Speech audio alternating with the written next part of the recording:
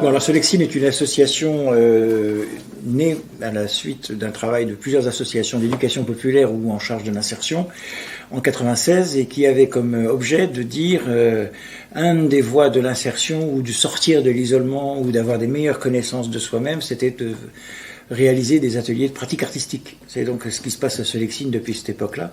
Donc des ateliers animés par des professionnels et qui permettent aux gens d'exprimer leur propre talent artistique. Voilà, donc nous avons différents ateliers artistiques. Nous avons du théâtre, de la terre, de l'écriture et du chant. Voilà, les personnes viennent petit à petit se remettre en mouvement, s'exprimer à travers l'art. Solexine, donc ça veut dire solidarité, expression, initiative. Voilà. Et donc une particularité en ce moment, c'est qu'on fait ce qu'on appelle des résidences de création. Alors qu'est-ce que sont les résidences de création ? Eh bien on s'enferme, entre guillemets bien sûr, pendant plusieurs week-ends sur une thématique précise, avec une discipline artistique précise, avec des professionnels de la discipline reconnus, et on amène les gens à faire une création.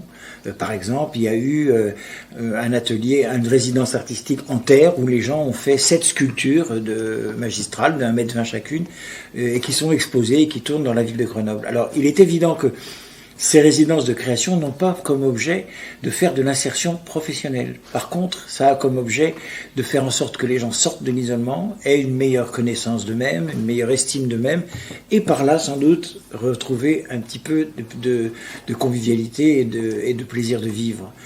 En sachant que sur les 100 adhérents de Solexine, nous n'avons plus de la moitié qui sont des gens en grande difficulté sociale, personnelle, psychique, et qui ont tout à fait besoin de cet événement pour continuer à exister.